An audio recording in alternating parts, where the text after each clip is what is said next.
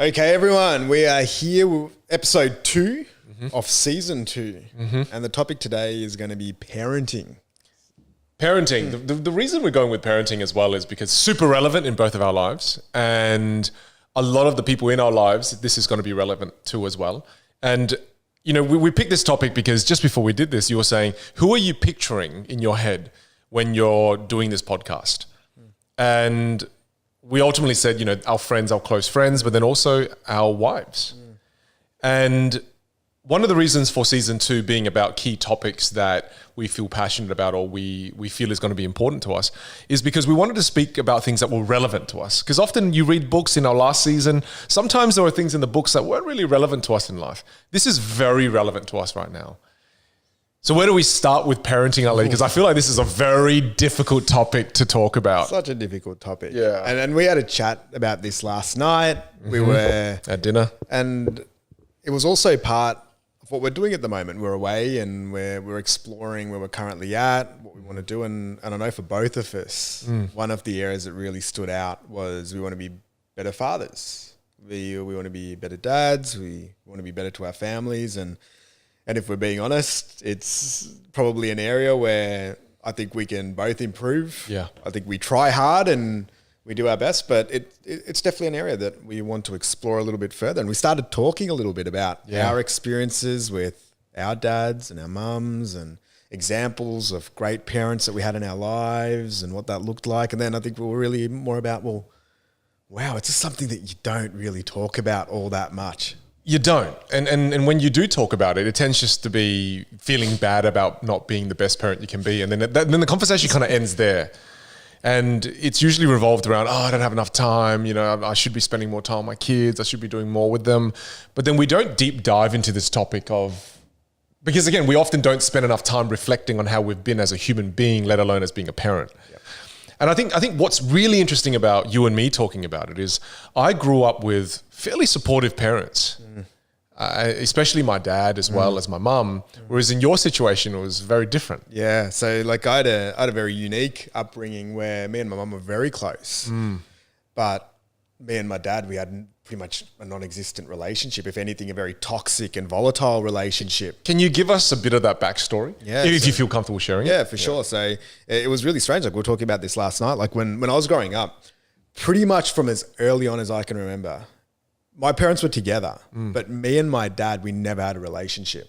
So like this started when I was like 1, 2, 3 years old. Like never had a relationship. It's pretty crazy. It was insane. Like we just never had a relationship. And like even from those early days, I have no memories of us having any closeness. Like as in, did he ever hold you? See, I can't even remember it. Like I'm sure he did. Yeah. I'm sure there was times there, but there's no memories of like closeness between us. All of my memories of having a parent are with my mum. And yeah, it's full on. So like, and then pretty much as we got older, like my mum and my dad's relationship got a little bit more toxic. And I just remember growing up always wanting my mum to leave my dad, you know, so that we could get away from that environment. And so what was your dad like? So a big cause of why we didn't have a relationship was he was an alcoholic. He drank a lot, and then he smoked a lot, and he was a gambler. You know, he had lots of volatile relationships. Like, you know, fortunately there wasn't any like domestic physical violence or anything like that. We were lucky in that sense. But it was very emotional, you know, in the house. Like it was a very volatile environment where he would try to, you know, bully my mum, and then me and him would always be fighting and arguing. It felt like I really grew up because I was an only child as well. So when mum was working from a very young age, I kind of had to adult and become the person of the house and try to support my mum through that, and us sort of being a little team in that sense. Well, it's like living with someone who at any time can cause harm to you. Well, we were talking about it last night, right? Yeah. Like we were saying that usually one of the things that we want to provide our kids is an environment of safety and comfort. Yeah. Whereas with my dad, I never felt that. I always felt like something was going to happen. You know, you'd either get drunk and start a fight. We would have a fight with him. He would do something to my mum, or, you know, whatever it was. It was just never an environment of safety. that was there. Like, and I look at that as like, we were talking about it, the fundamental, like Maslow's hierarchy of needs. Like, I think for kids especially, sometimes it's that comfort level. Well, I mean, what we were talking about, and I didn't use Maslow's hierarchy of needs. I said, what is the caveman guide to being a dad? Like, let's just go back to really break it down. Let's go back to the biological, or let's go back to the primitive version of dads. Yeah. What is the basic things that dads would do? And I know I'm saying this in dad context, but obviously there's, what the mother does as well. But from the dad point of view, I feel like caveman, right? Yeah. Your job as a caveman dad is to protect, is to provide, and is to create like a sense of security. Because usually the caveman would be the one that's a bit stronger, your wife just gave birth to a kid. That's your job. Whereas I felt like your dad did the opposite. In all the stories you've told me, he caused uncertainty. He didn't not only not provide, but he took from you. And he created an environment that was so uncertain. Oh man, like I felt like we were laughing about it. I felt so bad laughing because we were laughing in the company. You were laughing too, so I didn't feel. I mean, it is and it's not, because while we were laughing, I felt so much like pain for you. Because I didn't experience that. My old man created a very safe environment at home, and he provided for the family. And he gave me a strong sense of certainty that no matter what happened, Dad's got your back. Dad's got this family. It's all right.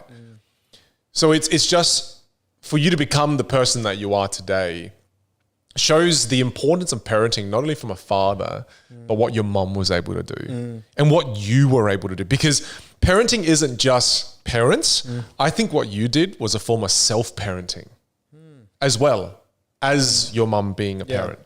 So I think that's something we should explore at some point in this conversation. I think that's really interesting. But okay, so fundamentals of being a dad.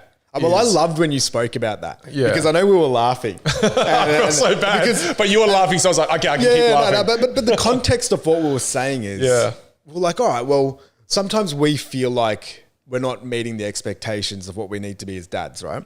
So I feel that a lot. And that's where we started breaking it down. Well, it's like, because we do it in so many other aspects of our life, like with business and stuff, there's ways to measure whether we're doing that well.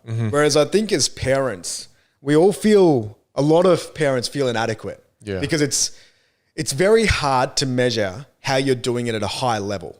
Like I'm yet to speak to a parent where they're like, you know what? I'm just an amazing parent. I look around here and you guys are doing it terribly, but I'm phenomenal. I'm crushing it. Like I'm crushing it. Well, and it's even with books and resources. Like we're chatting about this. Like I know there's a few great books on parenting, and I'd love if people have recommendations of others that are there. Send us a message and tell us what they are. Tell us what they are. But there isn't like the how to win friends and influence people, I don't feel, of parenting. Or the E-myth of how to run a family. 4-hour work week. Whatever it is. Like it just doesn't exist. And you think about it, there's been billions of parents that have done this. Like why have we not figured out? Like I was making a joke. One of my best mates had a baby the other day. And I'm like, man, I really do apologize. Like they won't give you an instruction manual for this. And you really do need one. But why don't we have that with parenting? Because it is essentially a process. Like, yes, every child's different. Every family's different. And then when we started talking about, I love your notion of the caveman version of this, because there are basics. There was basics, right? And then we were like, and then all of a sudden we started feeling a bit better about ourselves. Because we're like, we're actually doing those things. Like provision. Okay, one. At least on caveman level. We are wicked caveman dads. We're right. We're caveman dads. Like, all right, we haven't gone to the next level, but all right, provision's good. It's like, can we hand on heart say that we're providing a safe and secure environment? Well, for me, I've nearly got an advantage. Because when I'm comparing it to my upbringing, I just feel like all you can do is kind of the fact that I've got intent to give it a decent crack. Feels like that's one sort of tick box. But it's like, well, what does that then look like? And then you started saying these things because you were sort of touching on the experiences from your dad. And I'm like, wow, like that's amazing. Like this role, I'm like, that's what a dad does. Well, it's funny because you were so hard on yourself as a dad because you had nothing to compare it to. And I have something to compare it to. So sometimes I feel inadequate as a dad because my old man did a pretty damn good job. Same with my mum. She did an amazing job. I was a pretty shitty kid. So that's what's amazing is that it was cool to see the contrast. I think that's why I thought this was going to be such a good topic for us to kind of talk about. So look, the great thing is when you look at yourself as a caveman dad, we're doing all right. We're providing, we're creating that security, we're creating that certainty. Yeah. But then we started talking about, well, what are the next level things? Yeah. What are the other things? Yeah. So for me, one of the next level things that I felt that dads really get to have a role in, and I think now we're moving into the territory where it's both mum or dad. I think caveman was just dads. I wonder what a cave mum. And I think we'll speak. What does a cave mum do? Well, I think one of the things with this, we can't speak on the context of mums because we're not mums. You know, so that's a really good point. That's one that we have. Very single-sided conversation. We have to do that with Chantal and Pei. Yeah. In here, and they're how offensive would it be to them if we started talking about cave mums? Start mansplaining. You know what makes a good mum? Let me tell you from my 0 years of experience of what a great mum is. Yeah. So I think first of all we need to set that context. That we will both agree that mums are amazing. Yeah. Our wives as mums are amazing. I've got a blanket.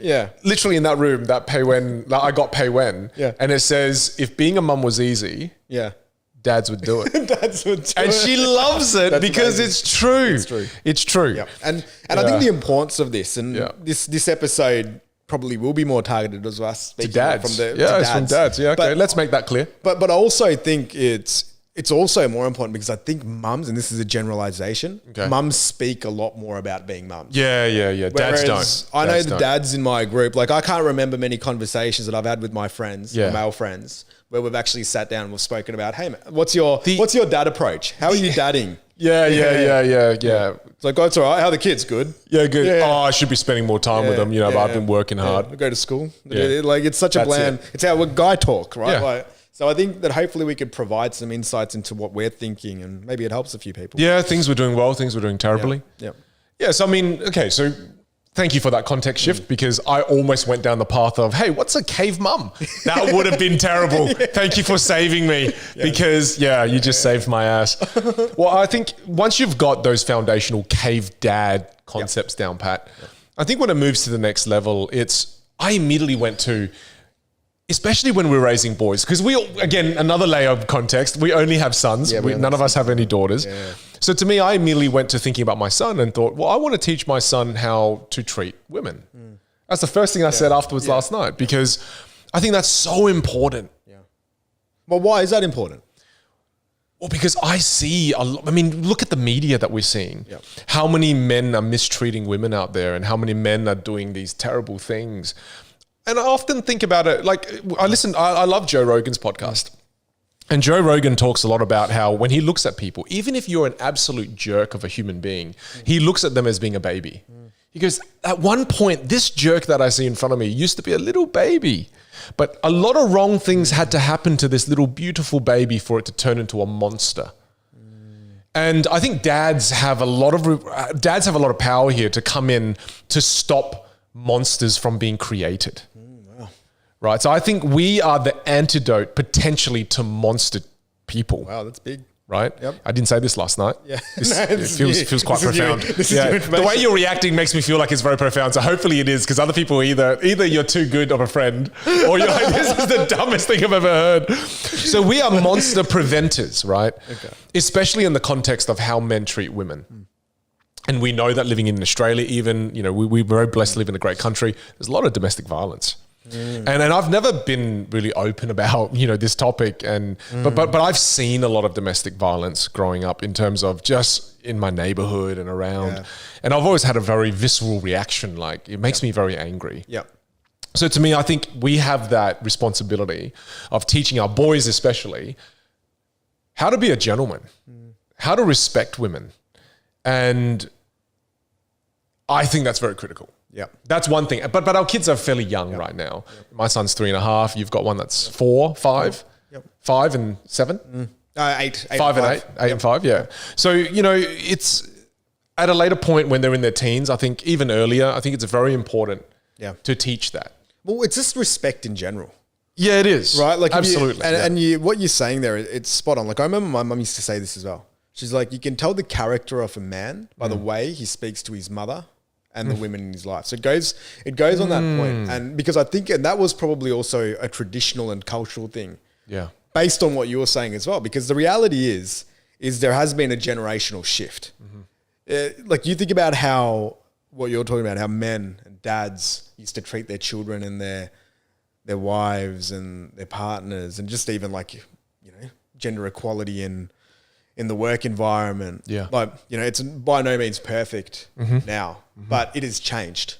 You know, like how our parents went about it and our grandparents went about it. It's a lot different when I look around to my friendship group, to your friendship group, where it is a lot more of a partnership. The role definition changes a little bit. It's not as homogenous as what it used to be. There's a lot more diversity in how everything sort of takes place. And that is important around I just love that point around how do you then teach your kids to then be respectful, right? And not feel like they're better than someone, or that they're entitled, or that they're allowed to treat somebody differently. And I'll say this as well, like raising two boys, even though we do our best to teach our kids, I don't know where it comes from, but you'll still hear it every now and again from the boys, like a slightly chauvinistic comment. Right. And it's like, is that just nature? Is that from school? Have I done something around the house that is making that happen? I think it's all of it. Yeah. So what do you do when that happens?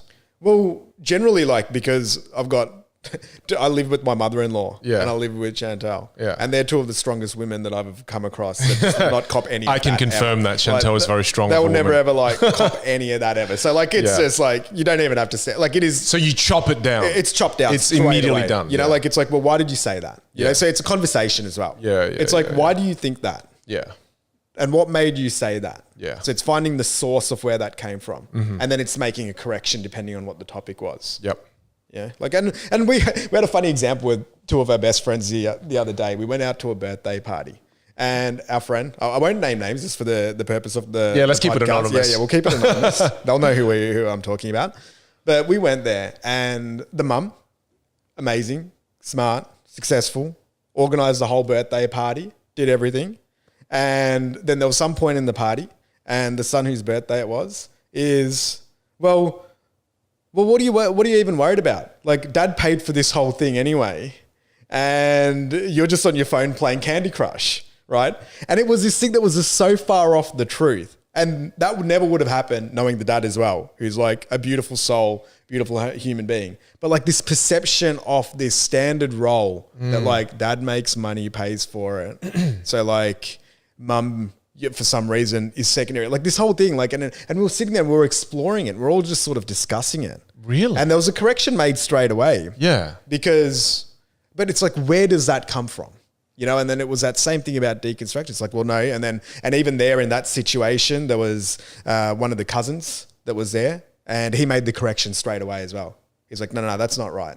You don't speak to your mum like that. Yeah. And that isn't true. That isn't the fact of this. Well, you keep saying, where does it come from? Yeah. I feel like it comes from history. Yeah. Look at history though. And I don't know much about history. So I say that line very loosely. Yeah, we'll say that very very loosely. Yeah. And when you look at history, that tends to be the case. Yeah. Look at like the early or the mid 1800s or the late 1800s or early 1900s. It tends to be that the man goes to work and then the woman was at home. Yeah. So it was only in recent years that, you know, women have kind of stepped into a position of more power and then started to become the provider of most families. And even from my situation, when I was an entrepreneur and I first started my journey, I was making $500 a week. And guess who supported me? Pei Wen, who was my girlfriend at the time, who was a pharmacist who made $2,000 a week. Yeah. So she was supporting me. Yeah. And when I think back about my gratitude for my wife, you know, even at the time when she was my girlfriend, I go, wow, you provided for me while I was finding my feet. So as a man, I never forget that. And it's amazing to see the evolution of how that has changed. But where does it come from? I think it comes from, you know, movies still often portray it as that. Yeah, it's everywhere. It's only recent that you'll see a Netflix series where the dad might be the one staying home and the mum's the one that goes to work. It's reinforced by society. Yeah, it's reinforced by society. So I think mainly kids see it from society, from movies, from history, from the past. And there's probably got to be something about genetic memory at some point where you're born and it just, you just think that, oh, you know, it's dad. You know, dad's the one that makes the money, and then mum stays home. Yeah, well, it's even funny, right? When we talk about the caveman provider of us having a tick box, one of our things is provider. Yeah, well, we did. But then but again, I believe that if it's the caveman days, surely that was the case. Yeah. It's I don't know. It's such a. I don't know. One of the thoughts that was just sort of coming to mind then when you were talking about that is I also think there is sometimes, whether it's mum or dad, there's an underappreciation of whoever is the primary caregiver, if that is the case. Like I've also seen it. I've got a couple of really close friends where the dad is the primary caregiver and that role can get underappreciated. Right. And the primary caregiver being the provider or the one being at home? The most time with the kids. Child. Like, because I think in most parenting relationships, there's usually one person that spends a significant more amount of time. Right. Very few. Maybe COVID's changed it a little bit where it got more to 50-50. Yeah. But it feels like prior to that, there's usually like an 80-20. Okay. It just seems like naturally that takes place. And again, it might be a gross generalization here. And again, for more context on this, we are freestyling on this. So if we're offending anyone with this conversation, please know that is not our intention. Because we're just, it's not my intention, but it is his intention. It's definitely not our intention because it's an area that we're learning about. And it's an area that people don't speak about. Yeah, that people don't talk about. Yeah. So the fact that we're talking about this for the first time, I hope that it's for us anyway, a step forward in us being more aware. That's right. And us being able to recalibrate our own opinions and our own views. Yeah. So again, I think, it's just two blokes trying to get better at being dads and being a part of a family unit. Yeah. But back to what we were saying, right? We said it's about respect. I started by saying, hopefully we can teach our boys to become respectful individuals to women, but also to society. Yeah. On respect as well, as a part of the Asian culture for me growing up in the Vietnamese community, respect for your elders is a huge one as well. And that's something that I chop down pretty hard, is when I see my little boy be disrespectful to grandma or grandpa, that's a no-no on my end. Because to me, as parents, look, I'll give you freedom, but there is a fence. And for every parent, they have to decide what that fence is. But there's no disrespect to be like, I don't tolerate that. Yeah, wow. I just think that's a no. Yeah. Yeah. And see, this is an interesting one. We kind of teach it a little bit different. Yeah. Where, and maybe it's me more personally. Right. Where I agree. I think it's just respect in general as the baseline. But I also want to teach our kids that respect needs to be earned. Yeah. Okay.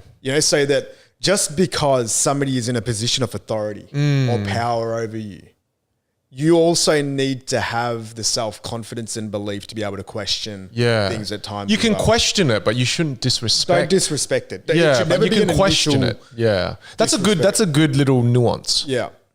Where it's like, if this feels uncomfortable, you don't have to be disrespectful. Yeah. But you also don't have to just succumb to that because that person is older, more senior, whatever, they've got a title. It's a good point. It's because I think that can also, I just remember that growing up where there was dangers in just having automated imagine you just listen to your old man. Yeah. And even, I had family members that I potentially didn't really align with that much, that had advice that if I'd taken it. In you saying that, I just realized what I said about you've got to respect your elders. Yeah. That was just a line of script that has been embedded into my DNA.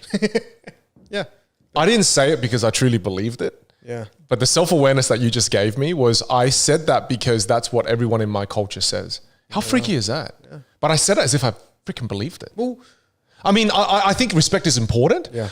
But you're right. I shouldn't just be chopping down questioning, because I probably would have normally viewed, if someone said to my son, do something and they're older and my son said, well, why should I do that? I would have been like, disrespectful, no, chop, right? Yeah. You shouldn't do that. Yeah. Yeah, this is a really important nuance here. Yeah, and because I grew up, I was the opposite. Because I was sort of developing my own sort of creed or rules. I used to go the extreme other way. Well, you were very disrespectful, I needed to show more, I had to show a lot more respect as I was growing up. Right. Because I'd sometimes sit there and I'd have it out with an adult and it was nearly too far down the line. Because I already didn't have those fundamentals in the parenting relationship with my dad. It's like, well, wow, if I don't really have that much respect for my own father, like if you're especially adult males in my life when I was growing up, you get pretty volatile. Like if they tried to enforce their will or power or authority over me, I was like, no, this isn't happening. So I had to learn that skill set as I got a little bit older around not going straight into fight mode straight away.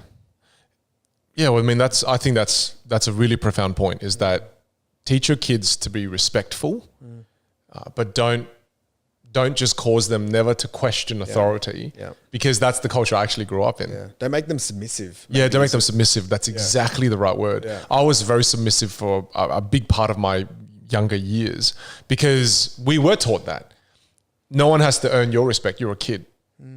You have to respect everyone else's standard. Yeah, well. And as a result, we became submissive.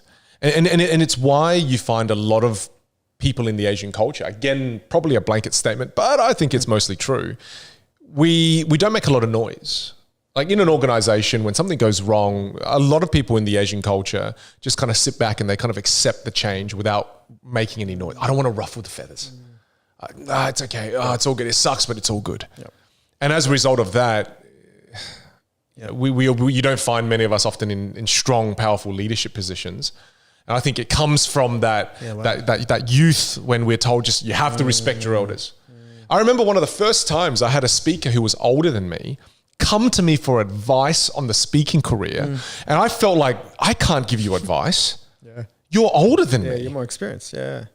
And it was just the strangest experience for me, because I was like, oh no, I'm sorry. Like, no, there's nothing I can teach you. So like, you know, so that was really interesting. Awareness. Yeah.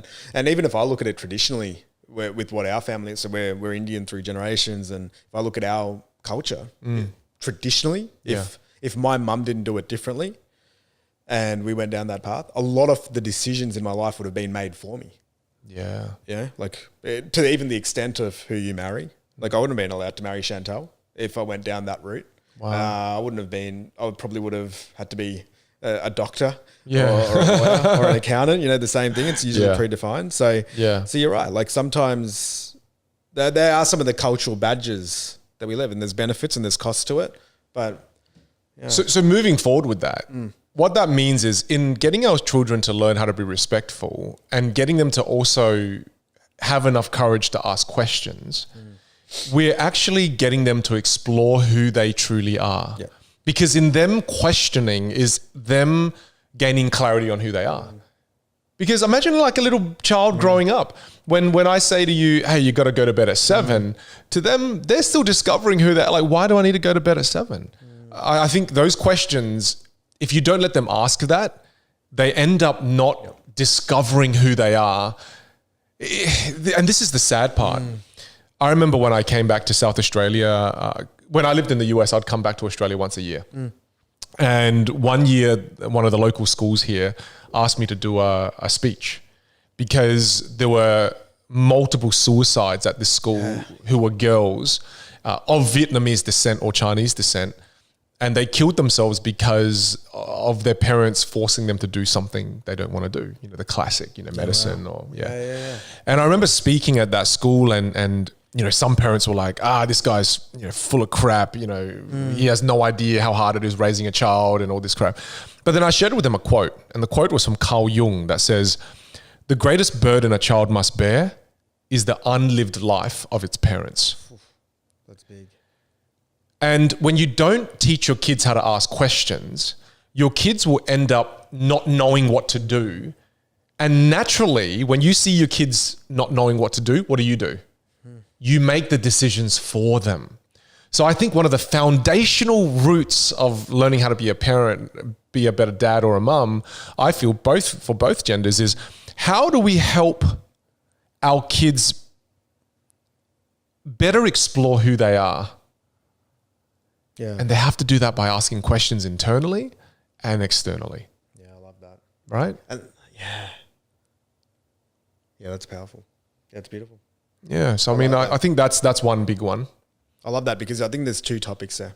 It's about teaching them how to find themselves a little bit early on and question things. And then it's also having the fundamentals of how to treat others. Yeah. I think I love that as a checklist, right? Yeah. Because I think when we're looking at our kids as they get older, the way that they treat others is ultimately a reflection on us too. Yeah. You know, like none of us want our kid to be the bully. Yeah. Or to be the person that everyone's scared of or hates, or we just don't want that. No. And there probably are techniques that we can use to help that along if we keep helping them. Yeah. Yeah. Okay. Well, yours is a great one, like how you teach communication. Yeah. It's such an advantage that Xander's going to have, is that he won't have to solve a lot of problems with violence or with power plays, because there's a very good chance you're going to arm him with how to use thinking and words. I think that's a very important component too. But moving on, I think the next one that really stood out for me when I was looking at it, and I remember thinking about this even when we were expecting. So I was really scared when we were about to First one or second first kid? one. First Okay. one I was super scared. Yeah. I was scared the second one as well. Why were you scared? I was scared because now I had to go into a role where potentially my worst nightmare could take place, which is me being a bad dad like my dad was to me. Right. So that was a big fear of me. So growing up, my biggest Interesting. fear was always, will I turn out like my father? Yeah. And there was evidence at that time that I was slowly turning out like him. Like I had some of his habits. Yeah. You said you were smoking and you were drinking. You know, so Yeah.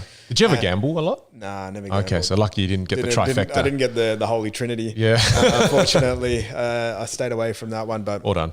yeah, like it was one of those things, and you know, I was then looking at so funnily enough, to get me through that, and we did something quite unique, because even Chantal knew that I was quite scared, is we ended up writing a book. And we wrote a book. It's called A Little Penguin's Guide to Life. And that book was written when Chantal was probably about maybe 4 or 5 months pregnant. Oh, so none of them were born yet? No, so Marcel wasn't even born Oh yet. my So he was getting baked in the oven, Yeah. and we had a chat one night. Yeah. I was like, well, what do we want for our kids? Because I was sitting there and I don't have a value set as a dad. I don't really know what I want for this little guy, because I never had an example of what that looks like. And then we just started writing things down around what was important to us. And the big thing that just kept coming to me, and we were talking about this last night, like so many of our actions are driven by our inadequacies Yeah. and the things that we didn't have when we were growing up. And I was looking back around, I just feel like the main reason why my dad ended up where he ended up was because he never pursued his dreams, and he was never able to put that into action. And because of that, he had dreams. Because of the lack of action, he felt inadequate. And then he had to go to different vices, and he had to take it out because the self-esteem was low, and there was a few other areas there. So that became one of the biggest things for me, is that as a father, I wanted to show our children how to explore their potential and live their dreams. So give us a sense of what was written in that book. Surely you know this is a mantra now. Yeah, so it's a throw mantra. a few out Well, there just so people can get a sense for. And it's such a great book. Like you've sent me like 10 copies of it. And I remember when you did a Kickstarter for it, like we backed you for it. You're one of the only reasons it got published, because no one else was out really. That's one of the very few backers. Yeah, they weren't interested. It's like, well, you bought 500 copies. What the hell? It's brilliant. No, it's a great book. It's worth buying. Yeah, no. And Xander rips books all the time, so we always have a new one to give him Got a every year. lifetime supply. But give us a sense of some of the lessons you were sharing. I think this is so powerful, because what you're saying is, well, what are the values that I'm going to give my children as a dad? You know, it's like, you know, in religion, there's the 10 commandments, Yeah. right? What are the 10 commandments of our family? What are they? That's so cool. So yeah. So the first one we had, and this was Chantal's one, is family rule number 1 is laughing and having fun. Oh, Yeah, so that I was. love that one. So it's just simple, right? We both love that, and that's still the first page of the book. I think I butchered the quote, but it's something around. Yeah. It's there. your kids will remind you later. They will remind us later, but it's about laughing and having fun as a family. Like if we're going to do nothing, Yeah. let's make sure that this is something that we try to do as regular as possible. Another one that was really big, which was just around resilience, is there's a line in it, just keep trying and believe. So we were talking about this the other day, like whenever the kids are feeling a little bit down, or they've experienced a little bit of failure, I can see them getting frustrated when they're trying to kick the ball and it's not really working. It's just a simple sentence. It's like, keep trying and believe, you know? Don't stress. Don't worry about it. If you just keep going through it, it will get there. And I think I just found that a really important thing with our kids, is just the art of learning how to learn and overcome that feeling of failure. And it's crazy when you see it on a kid and you see them like tears and that feeling of frustration that I just want to do this thing. And then and the worst thing is how good they are that they figure it out in a minute. And then all of a sudden it smiles. But at that moment, if they bail out and quit, it's just like, all right, well, it's reinforcing a potential behavior around that is, if it gets difficult, we just leave. And if you cry or get upset, we finish it off. Whereas keep trying and believe, it's not forceful. Yeah. It's not putting pressure on it. It's like, just give it another go. Yeah. If you still then hate it, fine, we'll leave. But keep trying. And based on previous experiences, you're probably going to like it. Or at least you'll really figure out if you don't. I really like that. It's see, I never thought about that even myself.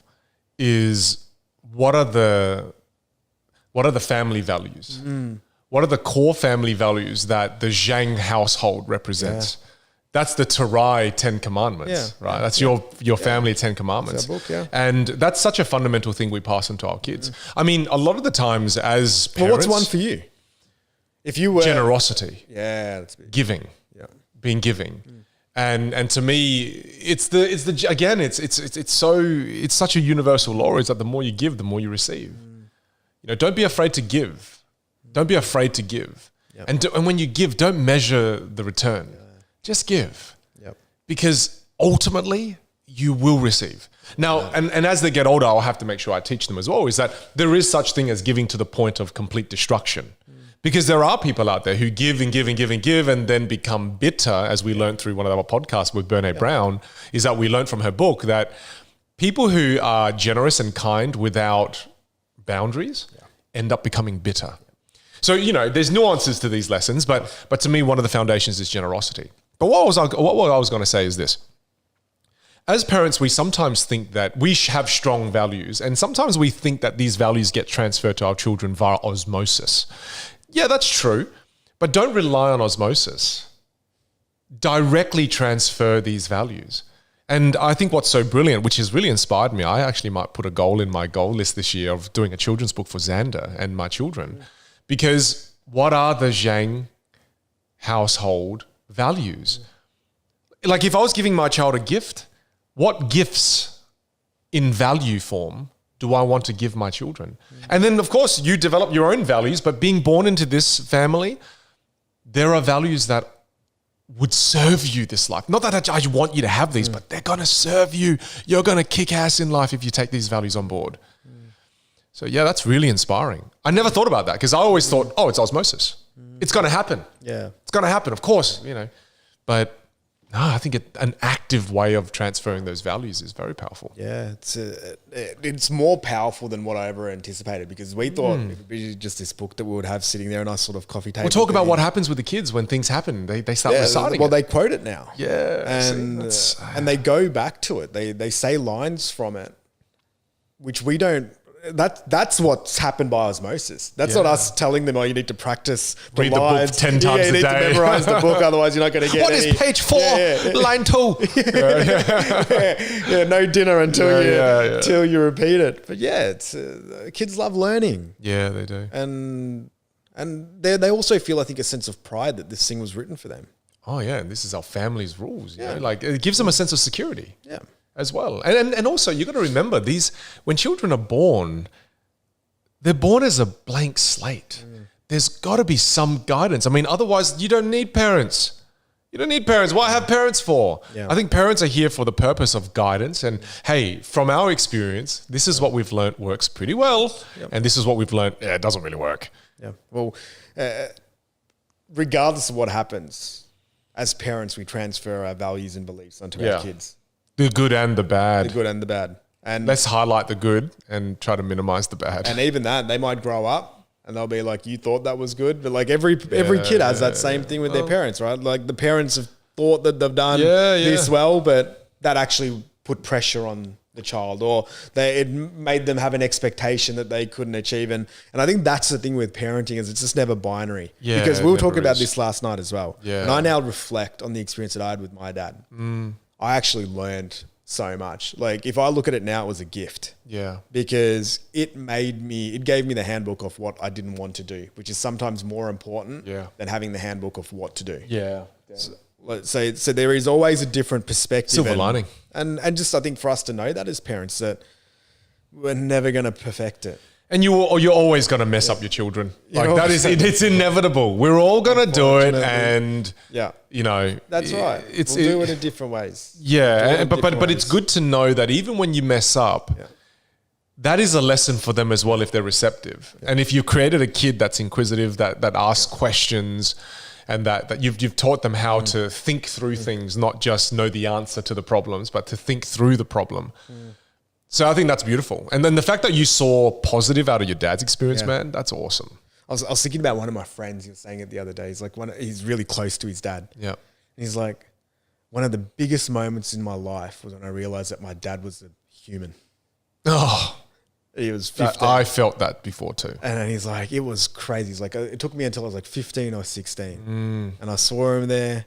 And he was human, and it just took our relationship to a different level as well. Yeah, the day you humanize your parents is a big day. Rather than being a hero or being the know-it-all. This thing. And I think that's also because this goes back to one of your other tenets at the beginning around creating a safe environment. Like my big checklist, if I look at it in 5 or 10 years' time, is I just really hope that the boys don't have to hide anything from me. Yeah, that we can have that level of relationship where there's enough respect and openness in our relationship where we don't necessarily always have to be best mates. Yeah. But if there's serious stuff going on in their life, that they're able to come to us and they're able to have that conversation. I don't care whether it's me, it's Chantel, it's my mother-in-law, my mum, but I hope that there's somebody in that ecosystem, because that to me is the saddest stories, when something really terrible could have been prevented if there was just a couple of conversations. But those conversations couldn't happen because there wasn't a level of openness to it. And it's a safe environment. Really comes back to the kids knowing that even if you've done something wrong, it's okay. We'll learn the lessons from it. Otherwise, if sometimes you're too strict, like often in households in my culture, the parents don't know the children. And the children don't know the parents. And the saddest thing I told you is I know someone as well that when his father passed away, he was like, man, I'm just so glad. So and it was so sad to hear that, because, I know you missed out on that relationship, but I have such a deep relationship with my parents, and it's one of the most special relationships in my life, and for someone to get to the point where even when their parent died and they said, oh man, it's just a relief, to be honest with you. That's sad. That to me was so sad. Yeah. So I think that's a very important point. The values. What are the values? And have clarity on what values you want to share with your children. And again, at some stage, it's their decision whether they want to take it on board or not. But I highly recommend these kind of thing, right? And have clarity on that. I think that's important for dads. It's important for us to think about, well, what are the values you want to give your children and share with your children? See, that's a great one. I like that. We didn't actually touch on that really last night. So that's really good. Second one you said that I really love just now. Safe enough environment so that you will share with me deep and vulnerable things that are going on in your life. Be that person that your kids will turn to when their world is in chaos and they feel trapped, that they can come to you. Easier said than done, that one. Yeah. Very much so. Yeah. And I think, see, this is something that's going to be interesting. So how do you do that? How do you have a relationship with your kids where they will actually come to you? And here's where I'd love to share something with you, right? When my dad was willing to express pain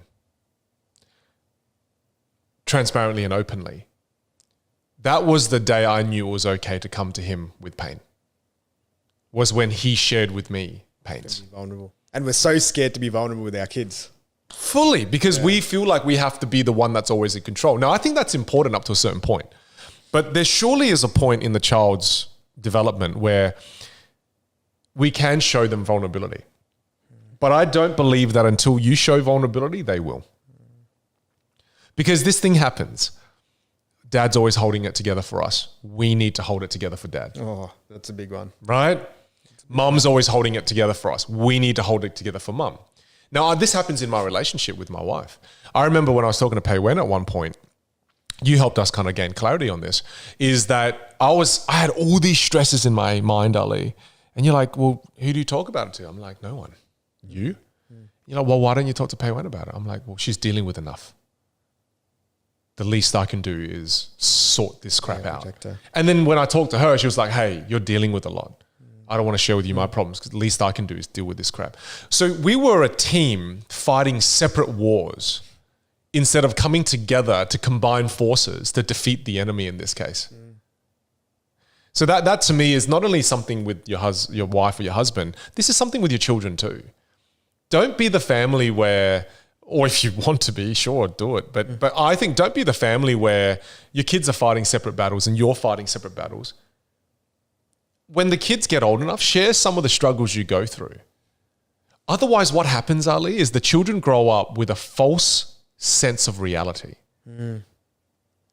If parents always hide fights, guess what that does to the kid? Relationships are perfect because mum and dad had a perfect relationship. Yeah. So then when they have their first fight, well, I have to break up with you because this is not how relationships are. Or they're confused. It's like, why did you divorce? I mean, it was perfect. Yeah, absolutely. Exactly. And it causes more pain. Yeah. So I think another one, kind of tapping off what you said, is a level of transparency with your kids. However, when they're 3.5, don't go to them, hey, dad's going through depression. Help me. Don't do that. But show them a glimpse of reality and don't be afraid to do it. And otherwise, you're painting a false picture of the world. And even that, I just think kids are so smart. They know. We discredit them. Yeah, absolutely. Yeah, like maybe you won't detail dad's going through depression at this level. But even just being like, dad's feeling a bit sad today. And to show them that it's okay to feel that emotion. And let them be there for you. Let them come and hug you, right? Yeah, that's right. Because then it becomes this nurturing experience for everyone. Well, I got to be there for dad. Yeah. How purposeful is that? Yeah, help dad out. And you, because they can feel it. Yeah. Yeah, they wanted to reciprocate it. They want to take that role as well. But you see, that's something that I don't think a lot of dads, including myself, we're readily willing to do. Yeah, it's hard. Because we always want to be the, of course, but I'm a man, right? And there's a whole notion behind because I'm a man, right? Because I know so many of my friends who, when they were young, the dads were like, men don't cry. Men aren't weak. Men don't show emotion. So sad. Because even the men who say that, they get sad, they get weak, and they have emotions. They just suppress it. Yeah, it's just locked away. It's just locked away. Yeah. It's like a fart. If you don't let it out, you die. I don't know if that's it's true. It's true. Scientifically, if you Google that, that is 100% true. That is 100% true. If you never fart, you're dead. I don't know. I'm telling you. I want a doctor to check this. No, there's no need for any doctor to check that. That is factually 100% Wikipedia true. Okay. What else? What else? As a dad, what else do you think we're going to have to do on this journey? Well, we were speaking about this last night. What's the thing that hurts us the most when we feel that we're not adequate as dads? And we both had the same answer. Yeah. And I wonder if there's any other answers that we didn't think about because we didn't give ourselves time. Yeah. Go for it. All right. So one of our big ones was presence and being there. Yeah. And well, you said that whenever you say no to your kids, when they're like, hey, dad, we want to go for a kick for the soccer ball at the park, and you say no, you go, no matter what, you feel terrible. Yeah. But I still do it. I try to reduce it. Because being a dad, like, here's the thing. All right. You could go to soccer with your son and play with him every day, every hour of the day. But then guess what's going to happen? Your son won't feel a sense of security because you won't be able to pay for the electricity. You won't be able to pay for the food on the table. Like, again, I think being a dad is not just one or the other. It's all of it. And the reality when you say that is it's overwhelming. You've got to do all of it. It means that... And it's never finished. Yeah, my parents are still parenting me, right? Yeah. They still cook for me and still teach me lessons. It's crazy. So I get it that you feel bad when you say no. But what we got to with that conversation was that, but when I do spend time with them, you sharing the story. Tell the story about you watching your son at soccer and the AirPods. Like, talk about that. Yeah. It's like if I take Marcel to soccer training, Yeah. a lot of the times I'll sit there and I'll have AirPods and I'm listening to an Audible book while I'm watching it. And then we're sitting there and we're like, well, I don't have to listen to the Audible book. I could just sit there and be present and watch the soccer training. Yeah. And that's another thing with life nowadays. We try to pack in so much stuff. We try to stack on top of we stack it. Well, we try to optimize everything. Yeah, like listen to the audiobook at 3.5 times the speed. Yeah. Or we walk and we listen to a podcast. Or there's always 2 or 3 things happening. Yeah. And it was just a really cool realization there. It's like, well, if the goal is full presence, you need to practice it and you need to just tone in on that one thing at that one time. That's something I'm definitely going to try to be better at. It's hard. It is hard, but it's hard to do consistently. Yeah. And I wonder if there are any kind of... Well, we were talking about this, right? It's like sometimes I think whether it's playing the role of leader or husband or parent, whatever it is you can string a few days along. Yeah.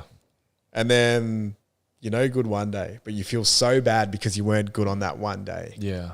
And then it throws you off a little bit. Yeah. And then you're like, well, what's the point of even trying? What's the point of even doing that again? And it's a narrative that can happen, although it's an incorrect narrative. And it's like, it's just easier if I just did work emails or whatever it was.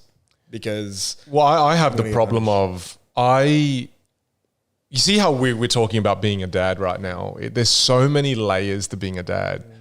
And I tend to gravitate towards, I will be a dad in the way that is easiest for me, which is providing. And then I'll kind of like stake my claim this is what I do as a dad. Everything else, look, I'm not very good at the other things, but I'm good at providing. Yeah. And I can keep you somewhat safe. I'll put up somewhat of a fight if someone came into this house trying to murder you all. I'm going to defend you. Might die very quickly, right? But I that's my problem, is that I give excuses. So when I'm not as present, I'm like, but look at what we we all defend ourselves. We defend ourselves. Yeah. But I think it's dangerous because that's actions in the present that will cause regret in the future. And I'm glad we're calling it out now because I don't want to call this stuff out when my kids are all 36 and hate me. Right? Yeah. So to me, a big lesson for me is don't just use your strength as a dad and therefore negate every other area of responsibility as a dad. Well, how easy is it in any relationship when you get attacked or you feel attacked? List your strength. And then what's the fight? The fight's, well, then I do this. Well, I do this. It's an unwinnable game. It's an unwinnable game. You're never, ever going to win. You can't win. Each person's going to value their contribution more. Yeah. And no one's ever going to, it's going to take somebody very self-aware to then be like... They've done studies on this. Yeah. Where when they ask the husband, how much do you think you contribute to the house? Yeah. He'll say 70%. Yeah. And then they'll ask the wife, how much do you think you contribute to the house? She'll go 80%. Yeah, it's 150. It's 150. and it's never equal, which means the perception of our own actions within a unit of a family is always completely different to what we see, right, as a couple. So, why do we bring that up? What are we talking about? Well, what I'm thinking about here, I think we're talking about defending ourselves. And feeling like that we have to justify it. Whereas the reality is, I think when you hear yourself defending yourself, it's probably a good sign that you need to explore what you're defending. Because if somebody's, like say if Chantel's telling me something, and if I just discount it and I go straight to defense, I internally know that there is a very large element of truth to what she's telling me, and I'm defending because I'm not really ready to explore that and sit in that truth. And it's a very sad ego realization because it hurts your self-esteem when you actually then have to explore what am I actually doing here and what do I need to change? And instead of waiting until our wives bring it up to us and then cause us to be, defensive, I think this is why it's important for dads to talk about this stuff. It's why I found it so refreshing talking to you about being a dad. It was one of the very first few times I talked about being a dad at that level of depth, and now going to almost deeper levels, is we should self-assess ourselves and have more self-awareness that I think being a rounded dad is better than being just an exceptional provider. Because then you regret. Yep. You absolutely will regret. And just, I keep coming back to time and energy allocation in parenting. I think we both said that we do this, where we'll sit there at the playground, we'll be on our phones. Yeah, me. We'll sit there and we'll have the kids will be playing, and we'll be thinking about some meeting or something else. Yeah. And I feel like it's nearly, I was just thinking about, well, what can you do as a solution? You know, we're talking about the exploration here. Okay. But I just feel like one of the things here is scheduling. Yeah. It's scheduling time, and it's nearly practicing being a dad like a discipline, like treating it like fitness or work and setting like goals nearly around it, where it's not just I'm going to spend 2 hours with my kid, but like it's got more weight to it. But here's the hack for it. Scheduling it is one thing, and then do it with your kids alone as a dad. Yeah. Don't let mum come along. And the only reason I say this is, remember what we said yesterday? When Pei Wen comes with Xander and I to the park, I always immediately go, look, you're really good at playing on the playground with him. Yeah. Go for it. I'll think about the meetings that I have to do later today. I'll be more ready for those. And when I go home, I'm here. I'm here. No, it's all good. I'm here. My eyes are, I'm here, right? I'm looking at you. You guys won't feel any of it. Yeah, you just won't feel any of it. Oh, it's like eating a dumpling with no filling. It's just so sad. I don't know if you ever experienced that before, but I have at a restaurant in Melbourne, actually. I remember eating a silong bao and there was no insides. And I was like, what? I felt so deeply offended. But look, I think I am the best dad when I can't delegate parenting to my wife or somebody else. Even when I go to the park with my son and my mum, grandma, for example, I kind of handball it. Because again, I just use the same old excuse of, but I'm good at this. Yeah. So to me, since I've scheduled in sessions of going to the play center with my son and going to the park, and it's just me and him, I dad pretty good. Yeah. Also because if I'm not present, he could just run onto the road. Yeah. So you have to be present. You have to. Yeah. It's and I'm the same. I love delegating. Yeah, you do. So that's, it's a natural thing. Like I was telling you, because I've got my mother-in-law. We live with my mother-in-law. I've got Chantal there a lot of the time.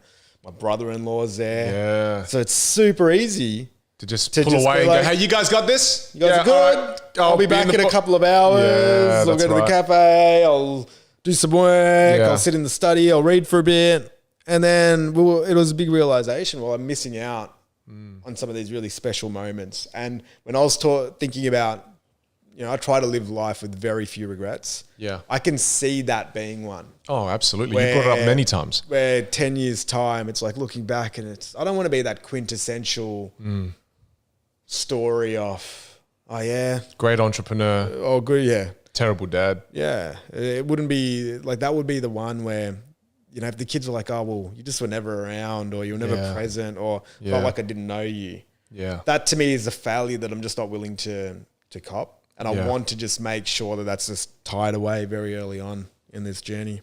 So I think, again, to summarize that one, I think it's about scheduling one-on-one time with your kids. Yeah. I think that's the move there. Here's another one as well. It's making it fun. Yeah, I definitely vibe with that. Like, I think the big thing that can happen is we view parenting time as an obligation.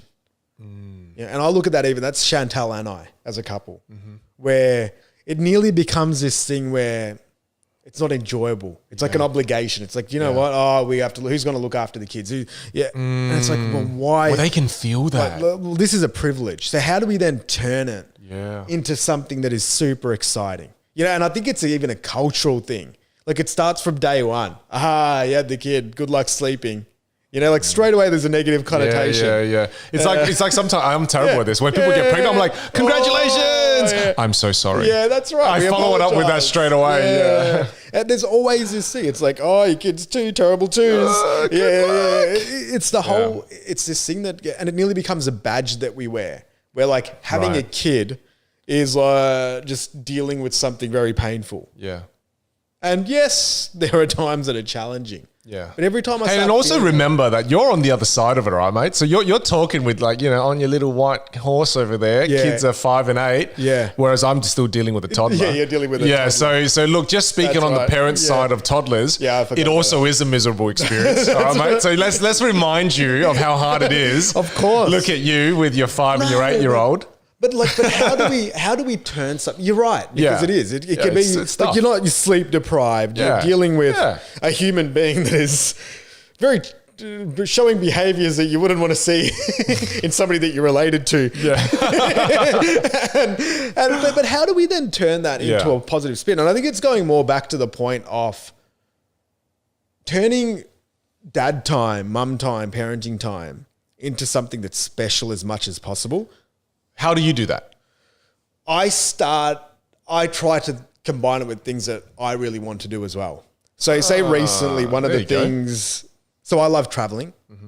So one of the things that I always tell with Chantal for quality time, I love spending time with the kids when we're away. I love taking them, on a holiday. Yeah, on a like holiday. You went to Bali last year. Yeah, you go to Bali and and there's just all these beautiful moments and memories. Like you're in the pool, you're doing all these bits and pieces. Now, pandemic obviously changes that a little bit, but traveling's one. Or locally. The other one, wherever it is. It's getting a new environment. It's something that I'm aligned with. It's something the kids are going to enjoy. There might be some activities that we can do. Perfect. It's hitting lots of really good hit points. The other bit is I love sporting events. Yeah. So booking, checking out Ticketmaster, Ticketek, seeing what's available out there. Love booking in events like that. And nowadays, so much of that entertainment is good for adults. It's good for kids. Yeah. Like we've got this thing called Gumbaya Park that's near us at Vig. You can go there. Like all of these. So it's joining activities that everyone can enjoy. For me, helps that alignment piece. For me to add to that, the same way you make a date night special is the same way you'll make a scheduled session with your kids special. And what is that secret ingredient? It's planning. Yeah. So to me, something that I've done only this year, mind you, I will put my hand up and say that I was not the best dad before this. And one of the biggest changes that I feel has made me become better, not the best, but better, is like in my goals, I actually have a task that says, the amount of time you've spent being creative about what to do with Xander. So I track that. So I force myself to sit down for 30 minutes, not allowed to do anything else, and go, how can you make our 3 scheduled sessions this week fun? And you'll be shocked at how many things you come up with, because we use creativity all the time to solve business problems, to solve marketing problems, to solve delivery problems, right? Imagine spending some of that creativity on coming up with things to do with your little child. And here's the thing with kids. It's not that hard to find something that's going to excite them. It's actually not. Like one of the things my son loves is playing house. So we can just bring a few chairs together, go play house, exciting as hell. But I think what you're saying is aligning it with something you like, because I don't necessarily like playing house. Yeah. I'm like, I like playing house? That was going to be my next question. Yeah, no, I don't. I'll be very transparent. It's not fun. However, so for an example, I took him to a place in South Australia called Latitude, which is a jumping trampoline, jump into foams. Yeah. Now, they let the adults jump in the kids section. So I'm like, this is amazing. Yeah. So me and him, we're jumping, we're having a good time. But I think it's the time spent trying to solve it is where the meaning lies. Because if you don't spend time planning it, no date night's ever going to be special. You do that same thing again. You just pick the really expensive restaurant because you're overcompensating. Yeah. Right? This is one that's potentially controversial. Okay. Oh, I'm excited and scared because my wife listens to this. One thing that a lot of parents are scared to admit is that playing with kids can be boring. I'm going to take a moment of courage here. I want to take a moment of courage here and go, no, it's not. No. I'm glad you didn't do that. It is. It's the truth. But it's the truth, though. Let's sit on this for a moment. Let's sit on this for a moment. So, look, let's sit on for a moment, because anything that's repetitive is boring.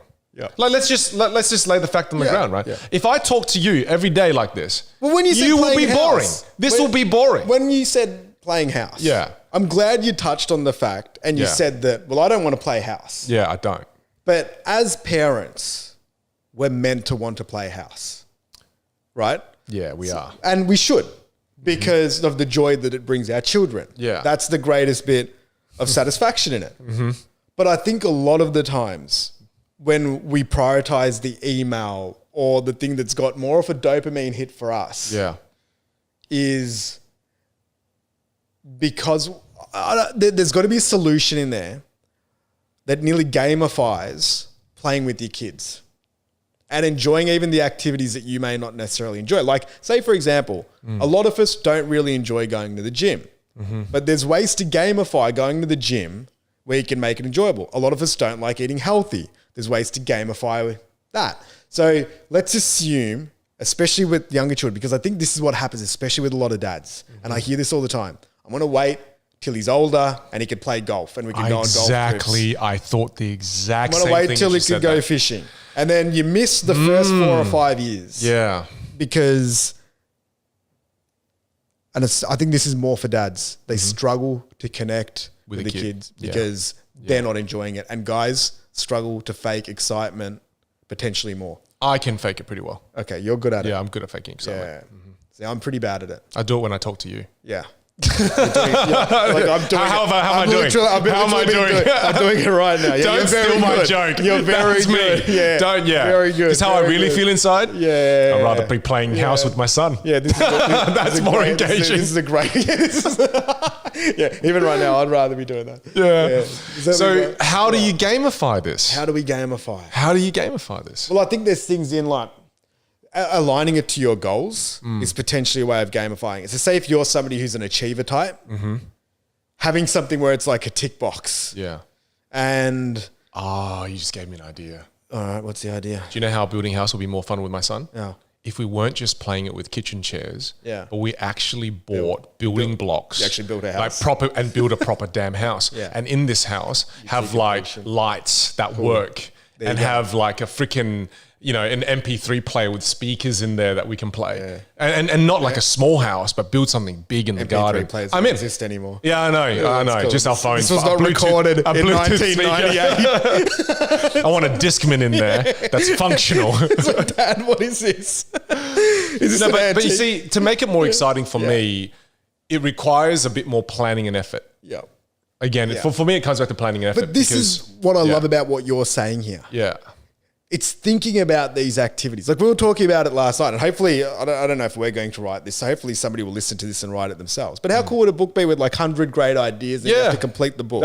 Would be a great idea. Like something like that would be amazing. And then you give that out and it's got all these activities, ideas, you pick them from a list. I'm sure it already exists. Well, the very act of just asking the question, let's use the house idea again, right? The very act of asking the question, how can building house be fun for me as a dad? And you picked it up in 2 seconds. 2 seconds. Yeah. But like before, when I didn't ask myself that question, impossible. Yeah. There is no way that this can be fun. And then immediately it went from that to me thinking about at this play center, there were these like massive foam blocks that connect to each other, that actually stick together. If I got those and we played house, I'm in.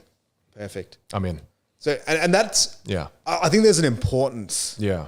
that it's not as simple as to say, I'm going to be a better dad. Yeah. You have to incentivize yourself because it's human nature Yeah. to go to the thing that's most interesting to you at that moment. And that narrative has to be really strong. Like we now know in our hearts how important this is. Yeah. But to make that sustainable for a very long period of time so we don't revert back to the other habits. Yeah. There needs to be something there. The other thing that I think is that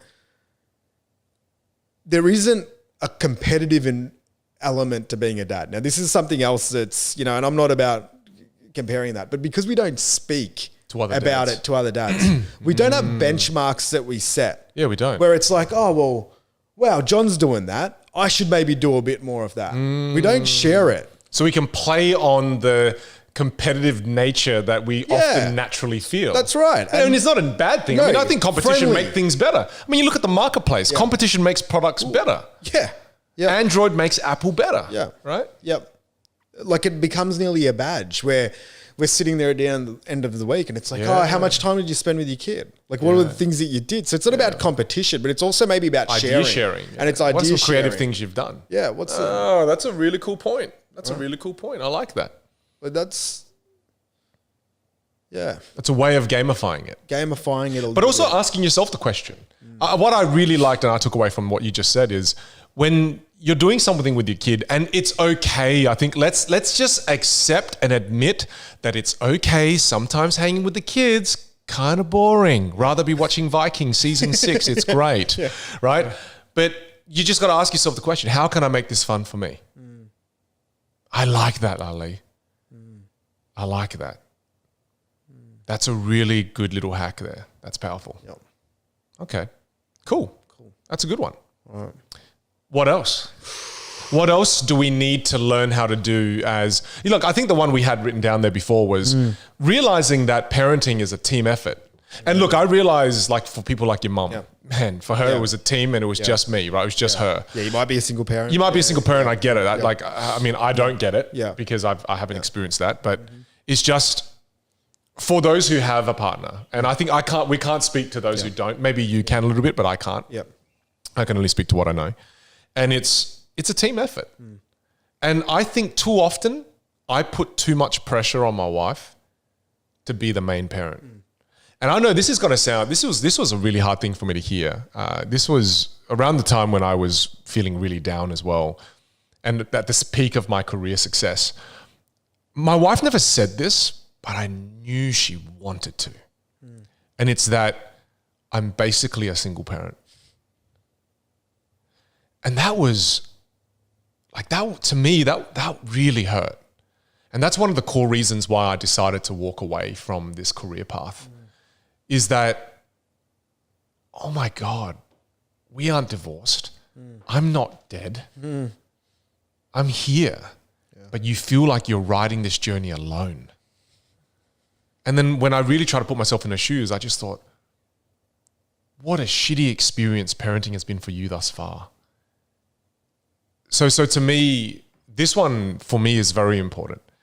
And I'm saying it to myself almost now as a slap on the ass going, come on, mate, pull your socks up.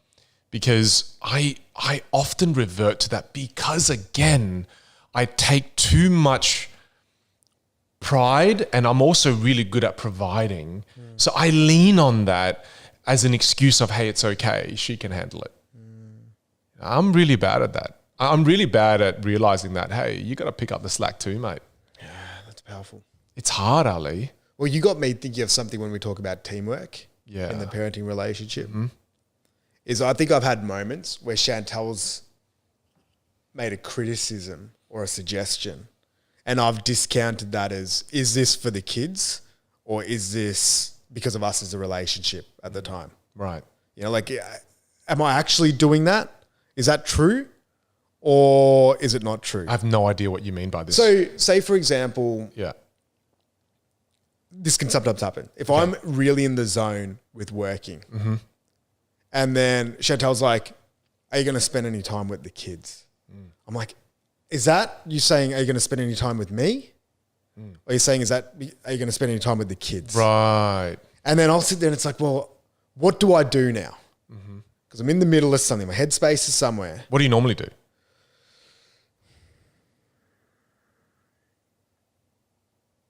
I'd say it's a mixture. Okay.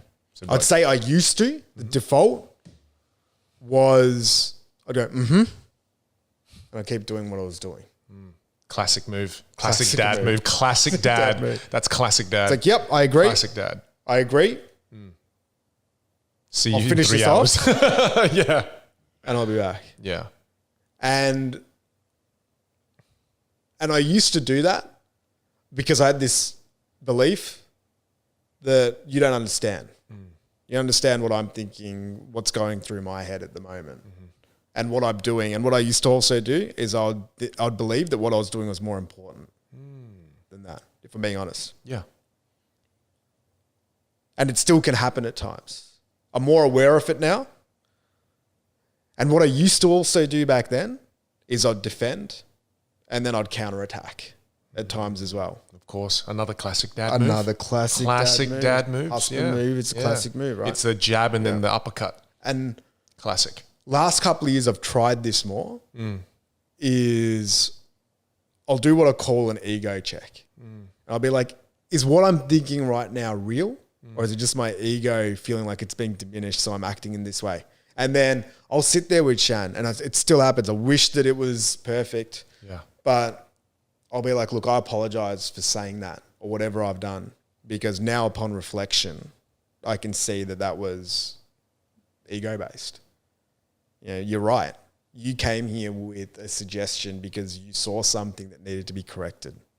And I need to take that on board. And do you find that often it's because she's saying, hey, you're a part of this damn team too. That's right. You need to come to the table. Yep. Right? For sure. And that's how it kind of connects back to what we were saying, right? Is that sometimes in particular, my wife, she would reach out with a cry for help. Yeah. But often it's because I've neglected it so much that the cry for help is a cry of frustration. That's right. So then when I hear the cry of frustration, I don't see it as a cry for help. I'm like, this is an attack. Yeah. Like, are you just doing this because, like, what the hell? And I think it's an attack, but it's actually, when I reflect upon it, it's my fault that I let her get to that level of stress that she needs to ask for help in a really aggressive way sometimes, right? But it's that aggression is warranted because, man, this is a two-player game, and I make her play at one player 90% of the time. Yeah. And then I think with a delusion in my head that that's all right, but when I play the 10%, I play it wicked. I don't even play that wicked. Yeah. But then it's like, I just feel like the modern day parent, it's more now closer to 50-50. And you've got to find a way to bring it to, and it may not be for some people, but for me as a challenge, how can I bring it closer to 50-50? Because I think for too long, I've made my wife play a two-player game as a one-player game. Yeah. Well, that's what we did. Yeah. It's like, well, I'll focus on this side. You focus on that side. We'll sometimes meet in the middle. Yeah. And what I also learned with that, when that would happen, those instances, it was also Chantal feeling like her contribution and her life isn't being measured equally because I'm placing more importance on the stuff that I'm doing. Yeah. And that's also a classic dad move. Classic dad. Yeah. It's a one-player game. It's like, and we used to we'd have a word at times. It's like, well, this is the Ali show. Yeah. And we're all just supporting characters in it. Wow. Did she say that? Yeah. Said that. Wow, Chantal. That's nice. Yeah. That was a hit to the liver. That was a liver shot. Yeah. But and then you have to sit in that discomfort, right? Yeah. And it took takes a fair bit of work. Yeah. It's still a work in progress. Well, I think we're always forever going to be a work in progress. Like, again, you show me a dad that's playing it perfect, I'll give you $100. I'll give you $100. That's such a low amount. Yeah, it is. It is because I don't like to give away money. Come on, man. This is against our cultural values and beliefs here. That's such a low amount. Yeah, I'll give it to you in installments. I thought you said generosity was one of your values. It is. But I don't just for no reason. I mean, that's that's right. Yeah. But it's just, there's no one playing it perfect. And I think we ebb and flow between playing it well and playing it poorly. But the thing is, what's important about what we're talking about, Ali, I feel it's have a game plan at least. Do you know what it is as well? What I feel that we're doing here is we've got the intent to keep improving. Yeah. And I think as parents, it's a real easy one to over-justify where we're at. Because it's very easy for all of us to say, well, I do this thing. I do this. Or I take them to soccer. I do that. And then to say that it's ticked. Yeah. It's done. Whereas I think internally we have a feeling. Sometimes maybe some people judge it too harsh. Yeah. And sometimes people don't judge it harsh enough. I'm in the I don't judge it harsh enough bandwagon. I feel like I'm in the I don't judge it harsh enough wagon as well. Whereas I know my faults pretty. I'm pretty honest with myself. Yeah. And I often don't criticize myself unnecessarily. So I know that. But some people maybe, I think a lot of the times, like my wife Pei Wen, she judges her too harshly. Yeah. You see, so that's interesting you bring that up. Yeah. Because I think the main provider usually judges themselves too harshly. And you know why they judge themselves too harshly? Because they're trying to do the job of two people. So they've taken on your responsibility too. because you didn't pick up on that responsibility. So I know with Pei Wen, she wears double the weight and then blames herself. Yeah. But at the end of the day, she can only do what she can do. She can never fulfill the things I can do. Wow. It's like you just made me realize that I put an expectation on my wife unknowingly that I made her play a game she can't win by herself. Yeah. And deeper level of realization here is we judge ourselves harshly on the things that are also probably, taking up the most of our time, our energy, our bandwidth. Because you'll judge yourself really harshly in other areas. Yeah, I do. When in my line of work. Yeah. Where you're putting more of the time and the energy into it. So this is the crazy thing, right? And this is me speaking completely out of line and not knowing what the hell I'm talking about. Yeah, good. But I wonder, because mum guilt is a very real thing. Yeah. I wonder if, again, I know I speak this as not a mother. I just need to clarify this because I feel like I'm going to get attacked by my wife after this. But I feel like a reason why Pei Wen feels mum guilt is because of the lack of dad guilt that I feel. It's like overcompensate. She's overcompensating for me. And that's a tough pill to swallow because I've always thought, like, when I look at mum guilt and I think about it, I just go, oh, that's just because, like, for some reason mums feel it more than dads. But is it because dads... We're not taking enough. We're not taking enough of the responsibility and we're judging it too lightly so that our partners feel like, well, if he's not going to take it seriously, I'll take it double serious.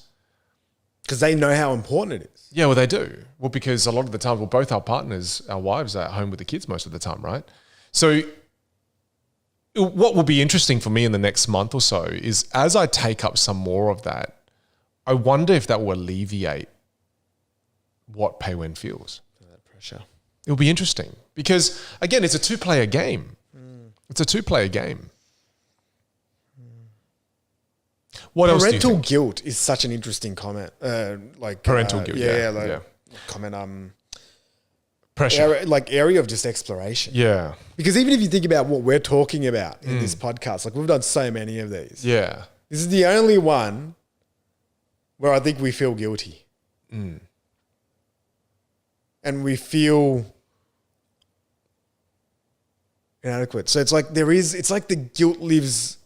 I 100% agree. I think it's more, like mum guilt's such a big one. Yeah. But we're feeling like we've got dad guilt. We're doing this because we don't talk about dad guilt. Nah. I think A, we don't talk about it. B, we don't know how to talk about it because we never verbalize these things. We almost don't have the language for it. It's like we just don't. Yeah. I actually don't know what to say now. How funny is that? End of episode? Yeah. Wrap this up. We just hit a wall. It's almost like everything we've said so far, absolute nonsense. Well, let's talk about... Yeah.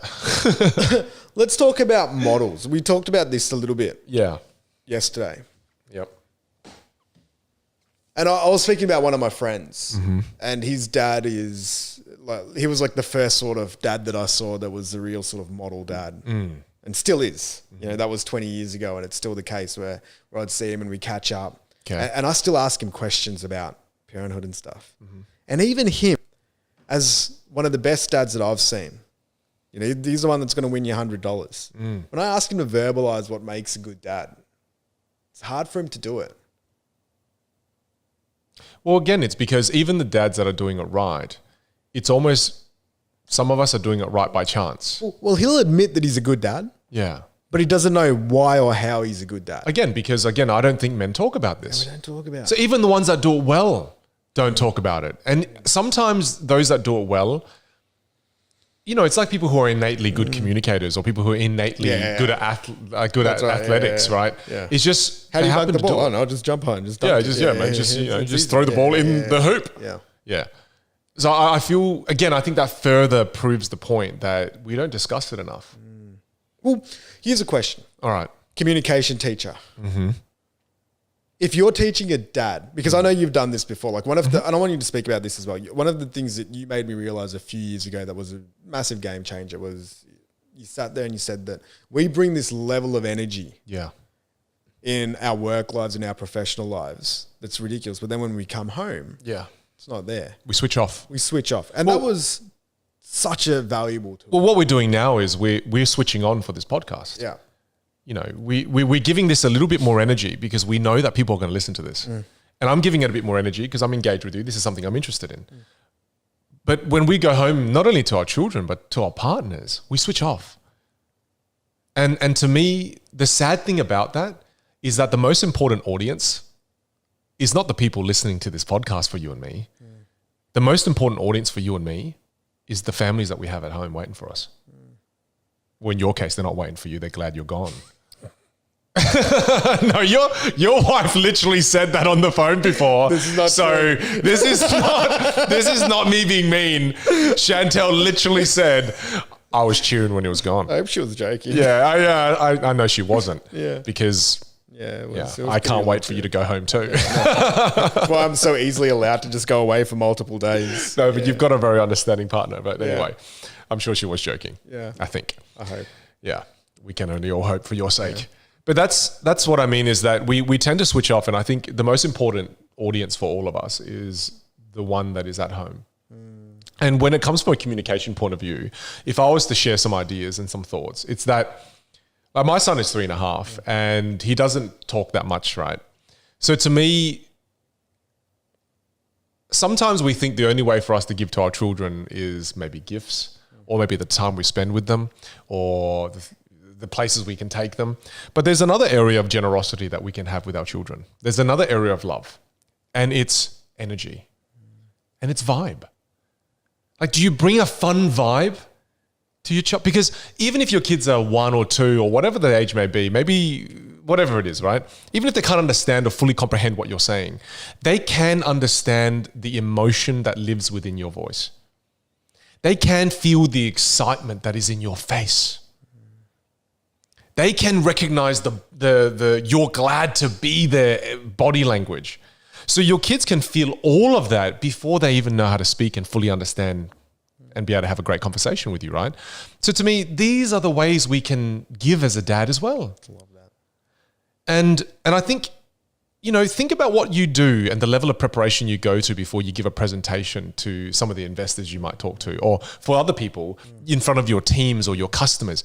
You dress up, you put a suit on, you put cologne on, you do your hair, you put on shiny shoes, you make sure it's polished, you practice your script, you go in there, you power pose. How much of that do we bring home to our kids? And that, again, not only was it a painful statement for you, it was a painful thing for me to realize, is that when I taught my classes, I bring the best version of me. Then I come home, sometimes I bring a very flat version of myself home. That's why, again, to promote our previous podcast, it's so important that you listen to episode 1 of season 2. As dads, you need to take time away for yourself too. Because if you don't look after yourself, you can't be the best version of you for the most important audience. You can't give that enthusiastic dad. You can't give that loving dad. You can't give that caring dad. You can't give that fun dad. So to me, as a dad, I think we need to become better communicators in the sense that don't switch off when you go home. Be very aware of that. Stay on for a little bit more and give to the most important audience in your life. Yeah, I like that. That's a beautiful one. I love energy as a concept. The other one that I've practiced a fair bit probably since the kids were born was, I don't know where it came from or why I started doing it. It was in as many interactions with the kids as possible. I would act from a place of love. And it's just an intention. The intention. Give me an example, because that sounds a bit. I don't know what the hell you mean. It's a bit airy fairy, right? It is very airy fairy. Yeah. So the intention there would be is sometimes I'd find myself, maybe I'd be thinking about something from work, right? It'd be negative or whatever, and there'd be this energy of like frustration or whatever it is. But the concept is whenever I can with the kids, there is some sort of, it's like get into the the heart muscle nearly and try to feel love towards the kids when I'm speaking to them. So it's an intention of love where it might be a hug. It might be a smile. Right. Okay. It might be a positive word. It might be, so it's like, it's not, and it's just not a hug. It's like, it's a hug with love. Yeah. It's you're thinking about love while you're hugging them. Yeah. It's hard one to explain, but you know, when we're from a place of love, like right now, we're not doing this, like even this, like we're not doing this podcast from a place of frustration or anger or anything like that. Like we're doing this podcast from a place of the heart, right? Yeah. The place from vulnerability, from love. So it's like, that was just one of the things that I wanted to do with the kids. And nowadays I try to take that even further. It's like, try to do that in nearly every interaction. Yeah. Doesn't matter whether it's the kids or not. It could be a stranger on the street. It could be whoever it is, but it's just like, try to feel like a little bit of kindness before acting, or a bit of gratitude, or a bit of appreciation, happiness, joy, love, and then bring that into that interaction. And I just found that, I was telling you this story, like with Romeo, my youngest, just doing that with him. Because I think I was telling you the story of when he was younger. It's like, all right, well, I have to create a different playbook here to connect with him. And I found that he has a bit more fight to him, a bit more aggression. And I'm like, he's a bit of a mini Hulk. Yeah, mini Hulk, right? Yeah. Like he's got that sort of vibe. But I'm like, well, all I'll do here is his dad, as much as I can, is just try to envelope him in love. Yeah. Yeah. So that feeling of it. Well, the Hulk ended up being okay with Scarlett Johansson. The Hulk. And so you were the Scarlett Johansson. I'm Scarlett Johansson in this story. Of course, my alter ego. The sun's going down. That's right. Yeah. That's nice, man. And it's that, and to me, that's my baseline. You know, so like I do daily tracking, as you know, I do journaling and stuff. You're a beast with that. And it's one of the things that I've got in there is, you know, did I at least have one moment where I connected with the kids today? Love. Yeah. And it was genuine love. You know, so that might be at the end of the day, just a really proper good night hug. Before they go to sleep. Might be that, cuddle and just lying on the couch watching a movie. Yeah, that's beautiful. I love that. Whatever it is, it's these little moments of love. Yeah, moments of love, right? Yeah, I think that's beautiful. Yeah. See, that's such a, because we talked about it. And when we spoke about this, I felt the love that we both felt for our kids. You were saying, and I share in this with you, how beautiful is it when we lay there and they're about to fall asleep, and they're laying on your arm and they're like a little koala bear, and you're about to hold them to sleep, and then their eyes finally close and the breathing slows. Most beautiful thing. And to me, those are moments of love.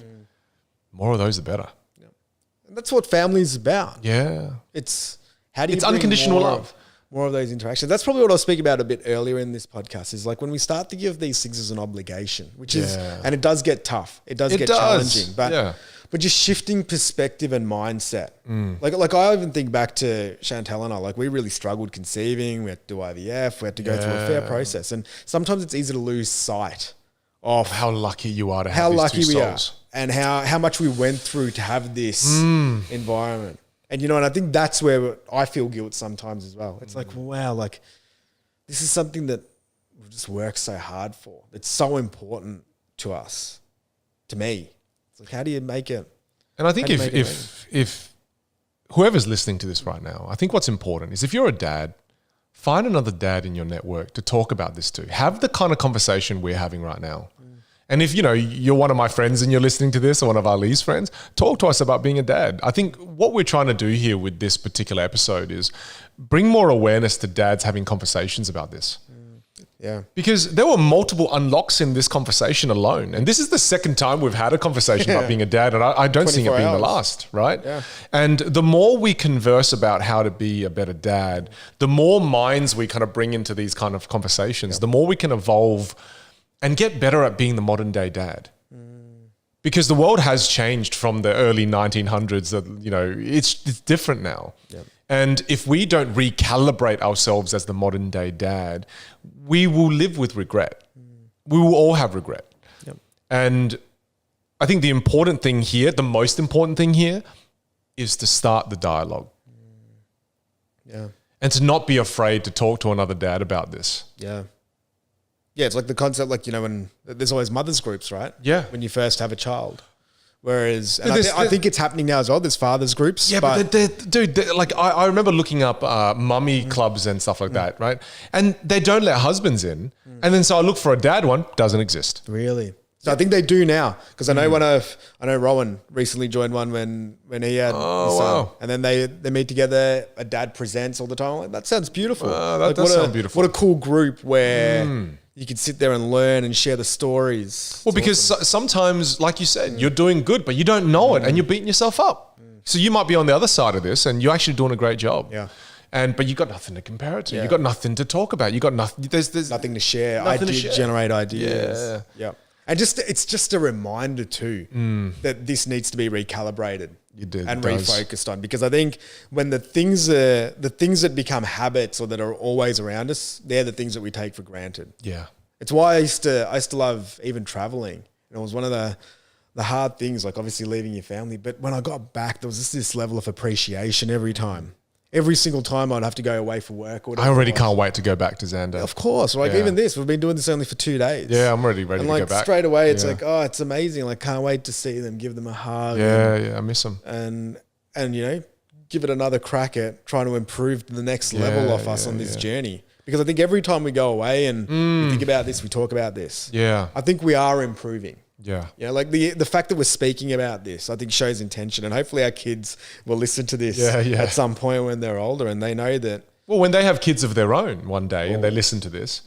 Yeah. Like, I'm picturing us as like baby giraffes, like we're walking around, like trying to figure out how to walk. But and I thank you for being vulnerable in this environment as well, because we're sharing something here that I don't think people speak about. Well, this is the second this time is not an area that we're experts either.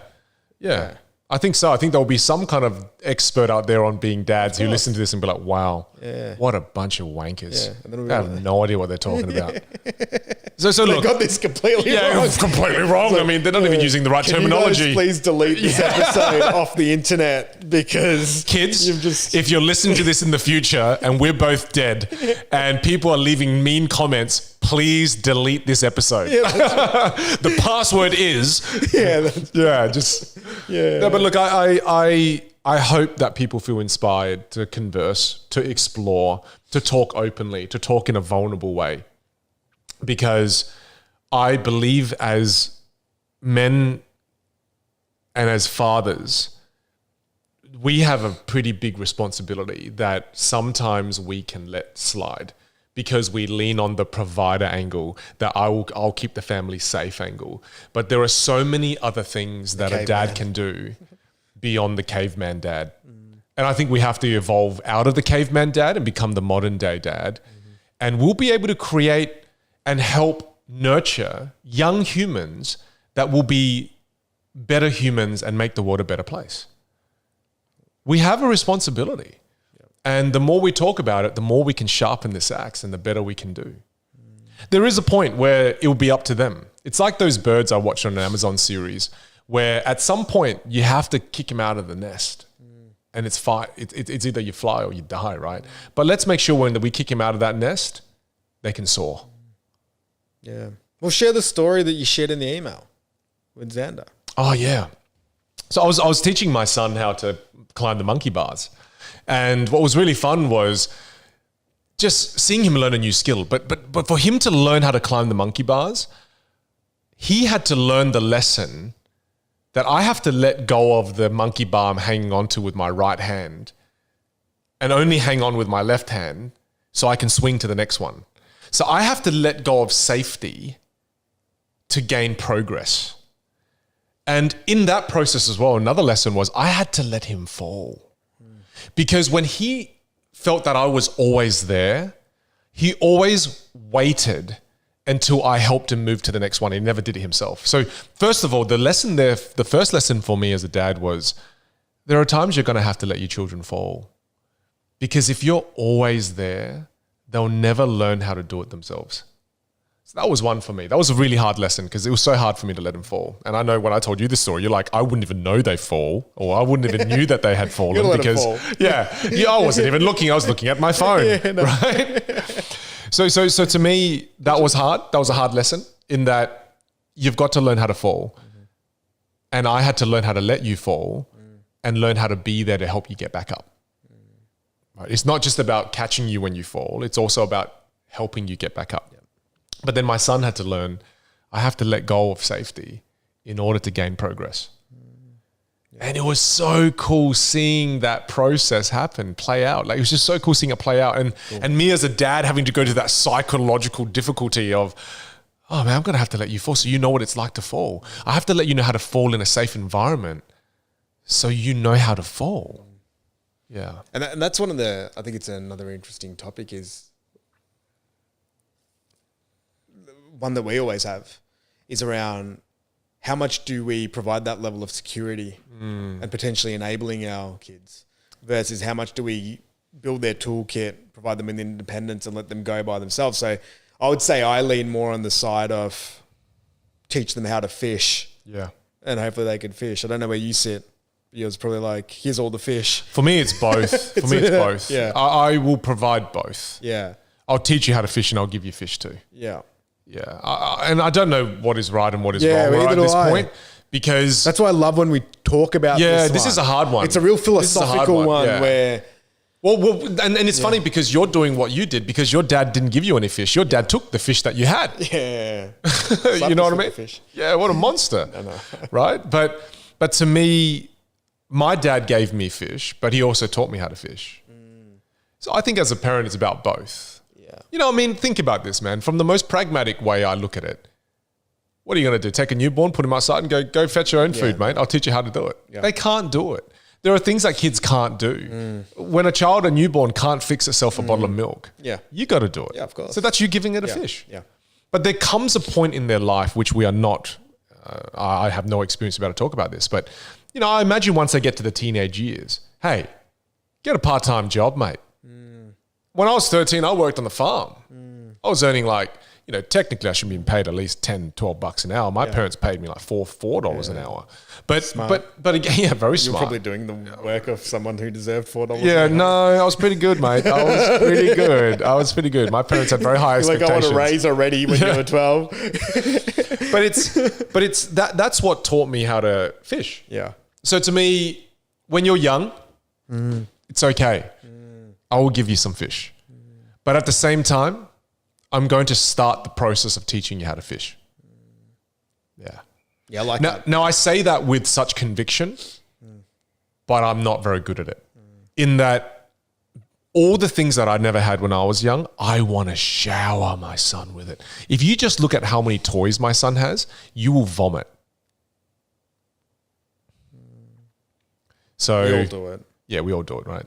Yeah, I just bought your son a toy on Amazon. Do you see what I mean? Yeah, before the episode, yeah. There's so much for teaching them how to fish, Vin. Mr. Overcompensate with toys.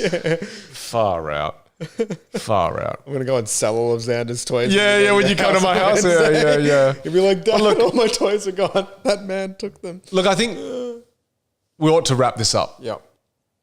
Because this is an ongoing conversation that I'd like to see us do a part 2 on. Yeah, I think this is a really good conversation because this is a job and this is an honor. This is something that you and I are going to have to do for the rest of our lives. We're going to be dads. It's the role that I'd say we both probably value the most. Yeah, and kind of feel the most inadequate in too. Yeah. So that's an area for growth. Yeah. For us. Wow. And knowing you're probably going to distill it, figure it out and master it. So I'm glad that I've got you here on the other side to see what that ends up looking like. No pressure. Yeah, thanks. Yeah, well, no, thank you for that vote of confidence and I appreciate that. No, but I want to put more of my cognitive energy here. Yeah, for sure. Because I know I can get very good at other things in my life. It's time to start getting good at this. For sure. Yeah. For sure. Thanks for the conversation. Love that one. Yeah. Thanks everyone for joining us for episode 2, season 2. If you'd like to subscribe to the podcast, make sure you jump onto Spotify, make sure you jump onto iTunes, and if you want, leave us a really awesome review. Bye. Bye.